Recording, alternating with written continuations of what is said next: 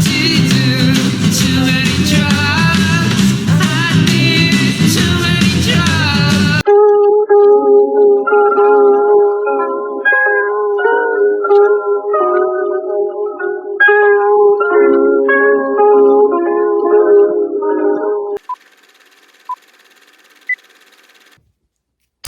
And we are back for part 3 of what I am now going to deem the never-ending story. Because it was supposed, let's be honest, it was supposed to be like a 3-part story. But now I'm realizing it's probably going to be about 20 parts. And if you're unfamiliar, I'm basically essentially calling this series How I Became an Addict. Just basically going through my young years. I've never got to tell anybody this story. And I'm trying to hit on all the points. I'm not only trying to tell the story, but I'm trying to, like, put you in my mindset back then. It's like 2010, 11-ish. I'm young. Big bad motherfucker on the wrong road.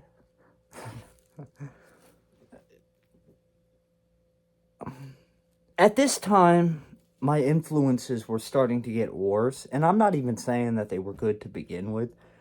One of the big plot points that I hit on early in the series was that at a young age I associated, all of my idols were drug addicts who made music, and I always thought, oh, that's super cool. Like, if I saw a picture of John Lennon, like, laying on his back on heroin during Let It Be, I'm like, yeah, good. Cool, I like that. That's what I want to be. Which probably wasn't a good thing. But you know what? I have no regrets because I'm still alive. I'm still kicking. But I said in the last video that my dad had told me. He said, if you're going to get into drinking and drug use, it's 5 years of fun and 40 years of paying dues. And it totally was. He was right. He was definitely right. I'm paying those dues now, but not in a good way. You know, you're not, if you're gonna, like, go balls out when you're 18, you're not gonna just, you're not just gonna explode into, like, flames. It's gonna suck, and you're gonna have all these addiction problems, and you're gonna associate drug use with happiness. It's not a fun life, but I'm trying to inch my way up to what I've become today, and it involves a lot of heartache, and I'm not gonna lie, it's hard to tell some of these stories. I don't like talking about my old girlfriend, and even it hurts to talk about this. Even somebody who watches the channel, who I kind of know, I talk to, they said, well, why do you always refer to this girl in the past tense? And I'm not gonna tell you that yet. You gotta watch the whole series. But this is basically going to be a constant theme in this whole story that I'm going to tell in like 20 parts. If you think this story has a happy ending, you haven't been paying attention. It doesn't end well. Of course it doesn't end well. You can already see it's not going to end well. Because at this age, I'm 17, I'm borderline 18 years old. And I'm already going down the wrong path. I don't think I had a habit of anything. Like, I probably could have put down smoking weed. I was doing Adderall, triple C's, robo-tripping, doing anything I could get my hands on. Ambien was kind of big back then. But I could have turned back at this point in the story. But, like I said, I had met this girl, and two worlds collided. And we both weren't in a healthy relationship, and also we weren't good for each other. We both basically spent the day just texting people, hey, can you get this and that. Thankfully, I wasn't into opiates yet. I don't think that the opiate epidemic kicked off until 2012-ish. And basically, I won't get into this now, but what happened was one girl in my little town, one by one, to support her habit, she spread opiates throughout my town, turning one kid on after another. And the funny thing is, they're all dead now. I have somehow survived. I have overdosed probably 10 times, but I'm still here.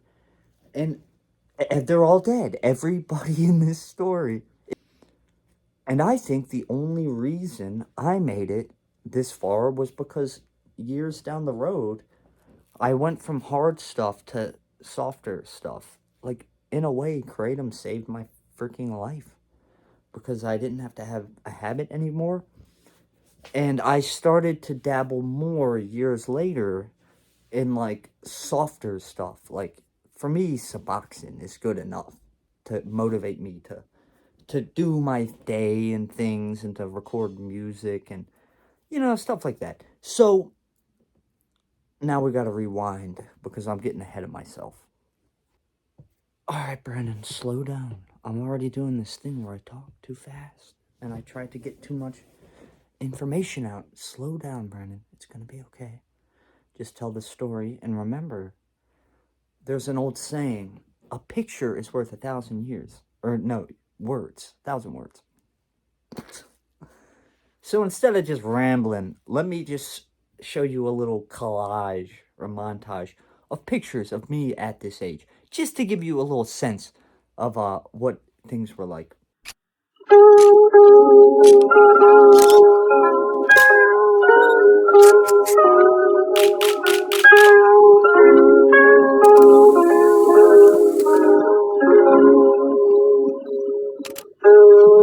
Back in the good days.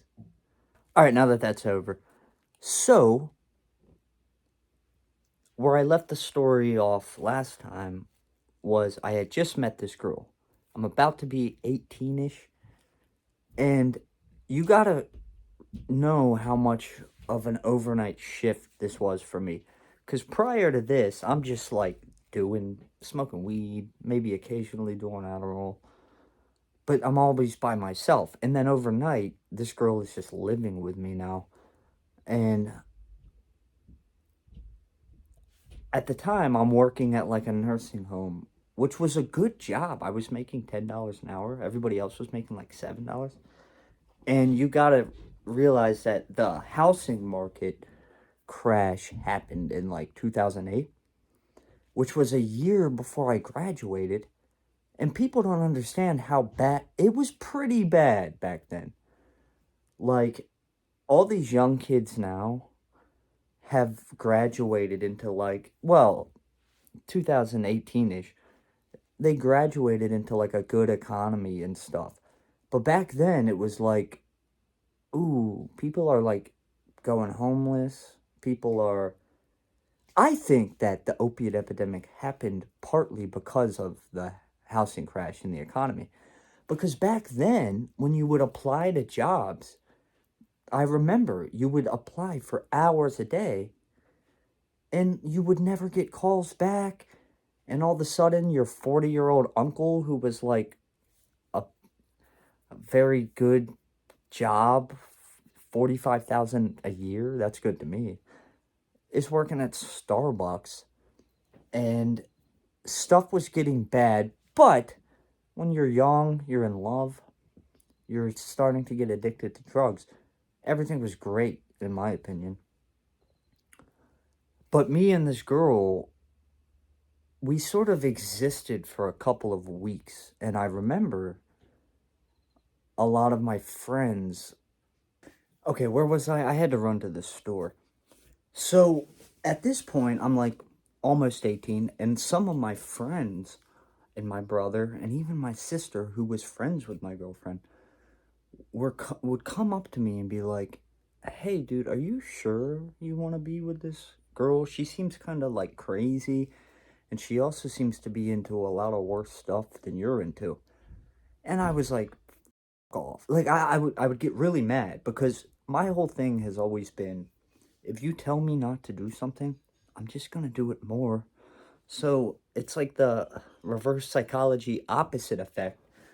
But people were starting to notice. They were like, one, you're starting to look thinner because I was doing Adderall all the time.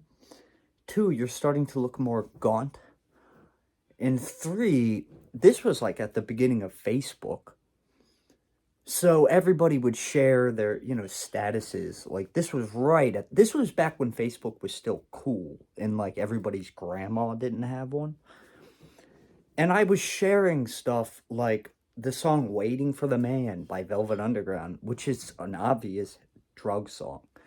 And people were starting to notice a change in my personality. And I was like, you know what? Screw you. Screw you. And even my sister was like, Brandon.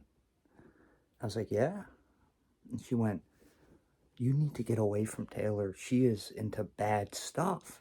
And I was like, what do you mean? And she said, well, while you were at work, she was online looking up drugs to buy. And my first thought was, you can buy drugs online? Like, I didn't even know that. And I was like, what was she looking up? She's looking up something called Kratom. And I'm like, oh man. So, of course, I'm like pretending that I care, that my sister cares about me. And as soon as my sister left, I got Taylor and we went online and I was like, what is Kratom? What are these online drugs? And we were looking through, Blue Lotus tea and Kratom and Hawaiian baby woodrow seeds, which I have a big story about that I'll eventually tell. But in my mind, like, my older brother was visiting from New York because he was going to college in New York. He was just about to graduate. And he had the same young weed smoking phase that I did, but he kind of leveled out and became really responsible. He has like a wife and kids. He doesn't do any drugs or drink. But like a couple weeks prior, the night that Taylor moved in, I think my brother might have been like, ooh, like she's looking like a snack. I'm gonna try to get her, but I kind of got it first. And I remember the night I lost my virginity, her knee was banging up against the wall. And I remember I walked out of the room and he walked up to me and he's like, hey, did you bang that girl? And I'm like, yeah. And he went, nice. And I was proud. I was proud, dude. I had never had a girlfriend prior to this, really. And to me, this girl, and I know I'll show some pictures. Some people might disagree. But to me, she was perfect. She was a 10 in my eyes. And I'm like a 3. So I'm like, all of a sudden I've scored this beautiful girl who's just as lost as me. 2 lost souls swimming in a fishbowl. All we cared about was drugs. But this is where the story gets kind of depressing. She had just left a relationship with this older dude named JP. I think I was 18 and he was like 23. He was older. He came from a rich family. He lived in Arlington, Virginia, which I think is a nice place. And he was in bands, like successful bands. Like, I don't know. I think they played that emo style, but he was like, would go on tours and stuff. And I always sort of looked at him as kind of an older, manipulative bastard. And I think he just kind of swooped my girlfriend up when she was like 15 and he was like 19. And kind of was like a father figure-y person. And like, I was immediately, as soon as I met Taylor, I was really cautious of this guy because she would occasionally be like, hey, I gotta go back to Virginia to get some of my stuff. But she would stay for like a day or two. And I'm like young, I'm in love. I'm thinking I'm gonna marry this girl, but she's still hanging out with her older boyfriend who's in bands. And I'm jealous, of course. So I'm young, in love, working, smoking weed with this girl all the time. But she's like disappearing for a couple days with her old boyfriend. And she would come back looking like a punk rock girl. And she'd walk in and I'd say, were you with JP? And she, yeah. Well, why did you stay for 2 days? What's going on? And she'd go, don't worry, babe. I love you. I love you. Well, that eventually turned into, she essentially started dating both of us at the same time. And I was absolutely destroyed. And if any of you out there have ever been in love at a young age, when you go through that first heartbreak, it is devastating. I was devastated because it became just about every week she would go back to Virginia for a couple days, and I was like, I just remember I would tell all my friends and my sister and my parents, I'd be like, I love her and she's with him. What, like, I was so destroyed. Now, fast forward to my now, I I don't feel anymore. I don't feel emotions. I don't believe in love anymore really after this girl. And like seriously, like I can't feel anymore. I have been through so much. But back then, oh man, I was destroyed. And yeah, she started dating both of us at the same time. And I remember I would be driving to work and I was so lost. And I got really obsessed with the Help album by the Beatles, which is very, if you listen to the lyrics, it's very breakup-y, lovey-dovey, early 60s Beatles style. And I would just be listening to I Need You off of the Help album, or You're gonna lose that girl, you're gonna lose that girl. I'm gonna treat her fine. So I lived this sort of sad, destroyed, emotional life where it'd be like, all right, Taylor's with me for 4 days a week, and then she goes to Virginia with her other boy. And I just remember driving to work and being like, this hurts. It hurts a lot. Young love is often fickle. So what do? Tender age is almost 18. My girlfriend's banging some other dude, but she's with me at the same time. I learned to deal with it by doing drugs. Don't even chill, I need drugs. So I hit up my friend Big White, who I've talked about on this channel before.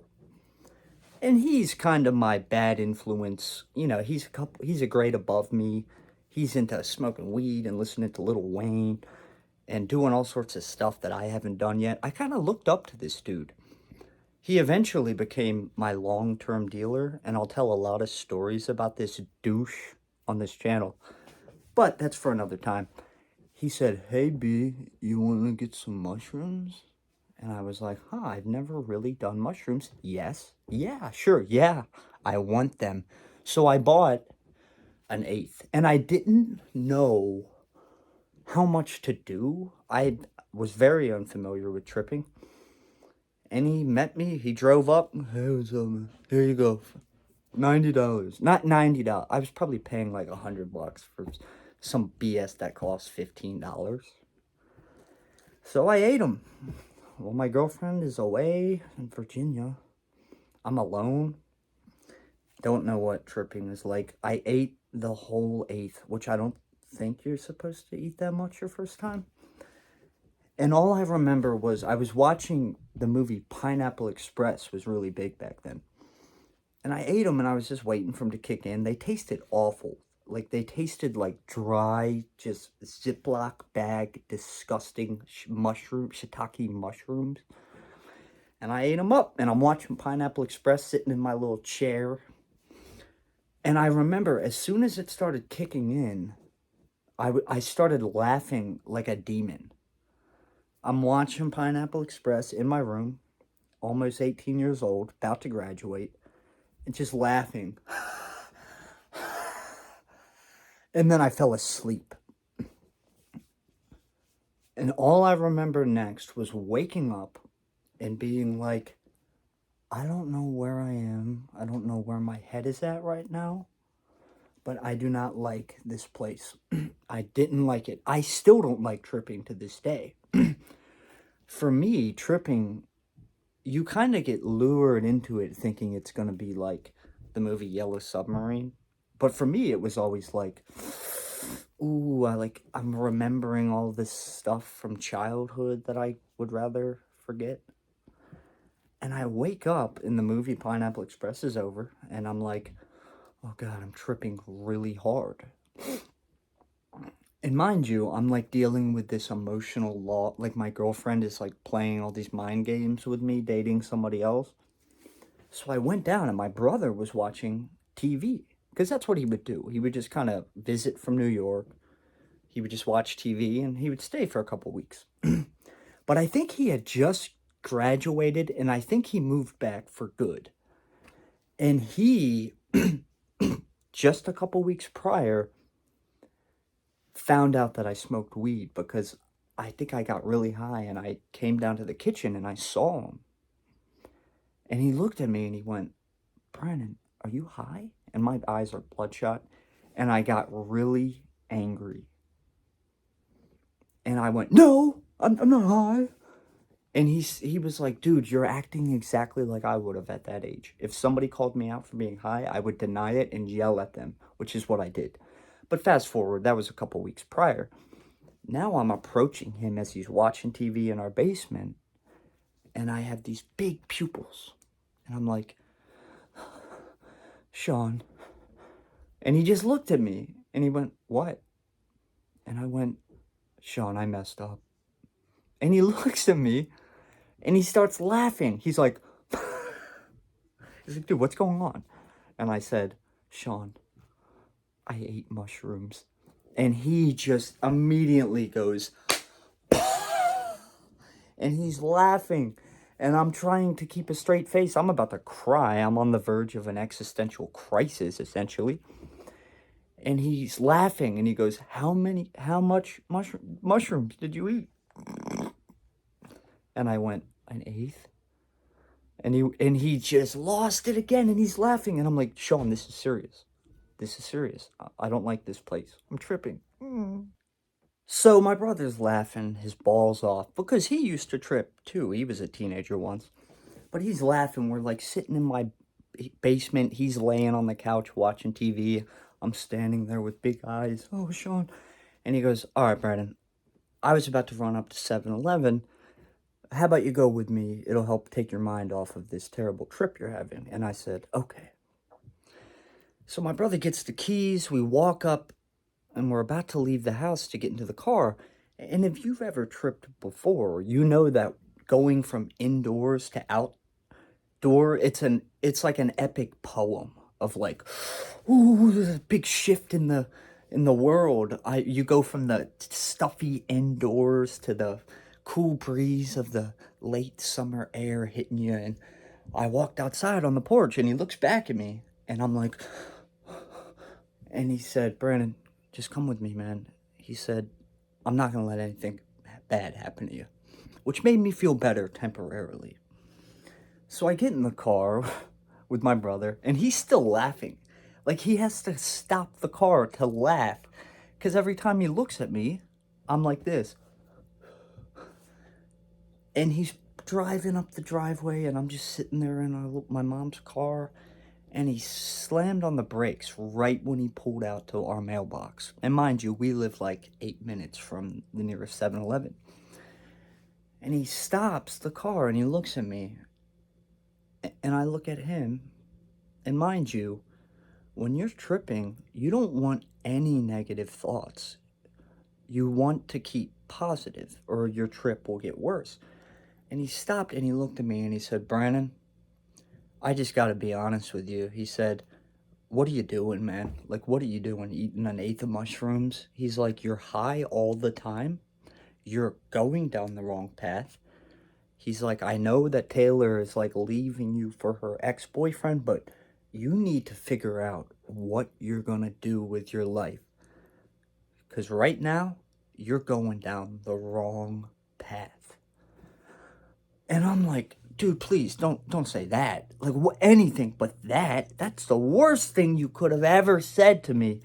And I just looked at him and went, okay. And he drives to 7-Eleven. And I don't like tripping, dude. I did not like the feeling at all. It was not euphoric. It sucked. And my brother had just told me that I'm going down the wrong path. So I remember we got to the 7-Eleven. It's like 11:30 at night or whatever. And he goes into the store, and I look out the window, and there's like a truck, a guy, like a big guy in a big truck, like a big, 18-wheeler. And he's just looking at me, and I'm looking at him. I'm like, what? And I just remember this like fractal imagery of like, it's kind of like when you look at the Land O'Lakes butter thing. Like the Land O'Lakes butter packet. It's a butter packet with a Native American Indian lady holding the butter packet. But then you realize the butter packet lady is holding a butter packet with her holding a butter packet. So this like weird fractal, like never ending. I was looking at this truck and that started happening where it was like, and all this weird, it started to really intensify. So I'm looking at this truck and it's, finally my brother comes back out. I don't know what he got, like a pack of cigarettes or something, maybe a Red Bull. And he gets in the car and he looks at me and he says, all right, Brandon, we're going to just go home. We're going to watch TV. You're going to eventually fall asleep and you're going to wake up tomorrow and everything will be back to normal. And I'm like, okay. And he's like, you might start seeing things, but just realize it's not real. It's all in your mind and you took a psychedelic drug. So he drives me back home and I just remember laying there on the couch in the basement. And the movie 40-Year-Old Virgin was on, which was one of my favorite, like, comedies. And mind you, I'm trying to just get my mind off this bad trip I'm having. But it was the scene where Kevin Hart is fighting with that other black guy in the store. Now don't be a Negro, be my nigga. All right, help me out. Hold on. I ain't nobody's nigga. And I'm watching it, and I just remember they were fighting back and forth in the movie, but it kept repeating itself on a loop. And I remember thinking, oh my God, I'm going crazy. Like, this is crazy. Am I in hell? That I can't do. Now don't be a Negro, be my nigga. That I can't do. Now don't be a Negro, be my nigga. That I can't do. Because for me, a bad trip isn't, there's one of the scariest parts of tripping is the fact that things are repetitive, and you convince yourself that you're in hell. So I'm watching this scene, and it keeps looping, and they keep saying the same things. And finally, I look over at my brother, who is basically my comfort in this trip, and he's asleep. And I'm like, oh God, why is this repeating? Why won't this stop? And then I don't remember what show this was, but there was a cooking show with this red-headed cook, and I think he had glasses. But in the show, he would talk really close to the camera, and he would look like right into the camera, and he'd be talking. And that came on, and that was really tripping me out. I look over at my brother, and he's asleep. So I kind of ignored all his advice, because he kept telling me, stay with me, don't go anywhere, don't drive, don't do anything. And I just ran upstairs, and I was tripping out so hard that the only thing I could think of doing, and mind you, my mom doesn't know at this point that I'm like becoming a fully fledged drug addict. I said, all right, let me go to my mom's room. And I just kind of went into her room. It's like 2 a.m. at this point, and she's sleeping. And I sort of just crawled into bed with my mom. And I kind of just snuggled up to her. And she's asleep. She kind of wakes up. All of a sudden, her 17-year-old son is like clutching her, just trying to cling on to the world. I need the comfort of my mother and the weight of the world. And she goes, Brandon, what are you doing? And I said, Mom. I said, Mom, I ate mushrooms. I said that to my mom. And she's like, you got to remember, she's like half awake. She's like, what? What kind of mushrooms? And I realized at that moment, I said, oh my God, I'm tripping. And I just told my mom that I did mushrooms. And I started to think, how can I back out of this? Because one, she's not fully awake. And she said, what kind of mushrooms? And I just said, shiitake.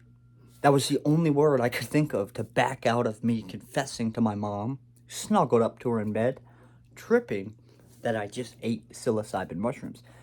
And that's all I remember. I think I fell asleep, like laying next to my mom. And I woke up and I was fine. And my brother apparently was like driving around town all night looking for me, like looking all over the house until he eventually realized that I went up into my mom's room. So the next morning, I go up to my brother and I thank him, one, for helping me during the trip. But I was like, he said, dude, mom totally knows. And I was like, why? Like, why? And he said, dude, he's like, mom woke up this morning and started making coffee. And he said that my mom was in her bathrobe at the coffee machine. He said, mom just kept looking at me like this. He's like, dude, she knows something's up. And I don't know if she ever figured that out.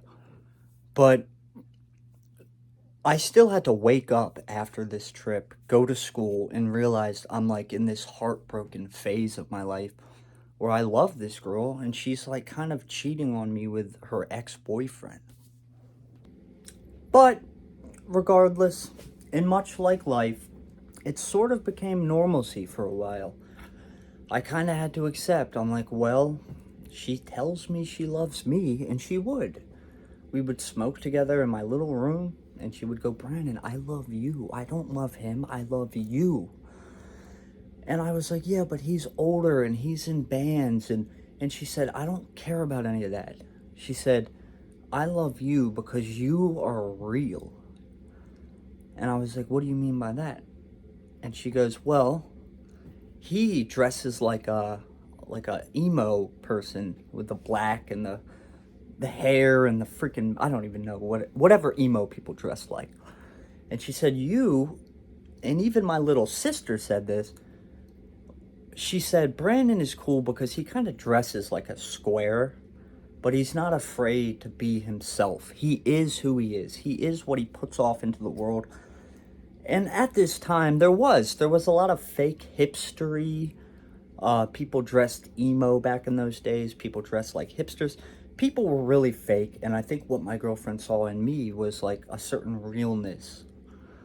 I don't have a censor. I say what I mean. And I don't feel like I had to dress a certain way to impress people. So it all became kind of normalized to where I'm going to school every day. The first half of my school day is regular high school. The second half I would go to film school. And I'm going to work at this nursing home. I'm with this beautiful girl. We're smoking weed. We're doing triple C's. We're doing anything we could get our hands on. And mind you, my sister had just had her daughter. My sister got pregnant when she was like 16. So I remember I had to give up my room so my niece could have like a baby room. And one night I got home from work and I don't think Taylor was there, but I was smoking like my little bowl of weed. And I had to move into this downstairs room, and I will never forget this night because it rang true for the rest of my life. I moved into this room and it felt really dark. And I remember when I was little, my dad slept in this room. And it was kind of like in like an obscure dark corner of the house. And I smoked weed. And I got really high. Mind you, I'm like about to turn 18. My girlfriend's not with me on this particular night. And I started to like lay in my bed. And I could hear my niece's little 2-year-old feet running around the house. And I had this horrible thought in my head where I thought, wow, life is really moving on at this point. Like, I have a niece now and we're all growing up and I'm sort of lost but I'm with this girl and I love her, but I'm going down the wrong path, and I knew I was going down the wrong path, and I started visualizing my whole adult life, and I'm like, I'm gonna become this creepy, pale drug addict, and my niece is gonna grow up, and she's gonna be successful, my sister's gonna be successful, and I'm not, because I'm smoking weed and doing all these drugs. And God, did that turn out to be true? So, I know, I kind of, every time I make these videos, I think it's going to be like, okay, 18, 19, 21 years old. But I end up going, I take these little routes and I go, so I'm going to break this up. I'm going to end the story now. Subscribe, like, and comment, because this story spans years. Mind you, I'm not even into the opiates yet. So, if you think this story has a happy ending, well, you haven't been paying attention. Thanks for watching. Teddy told me that in Greek, nostalgia literally means the pain from an old wound.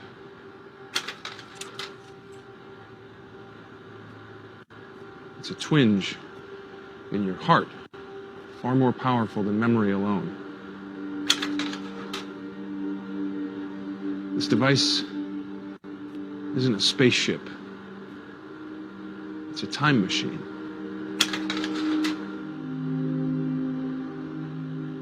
It goes backwards and forwards.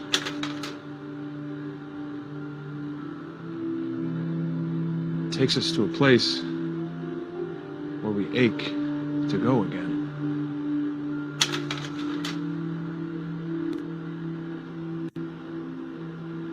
It's not called the wheel.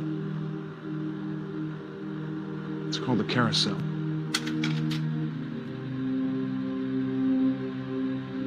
It lets us travel the way a child travels. Round and around, and back home again.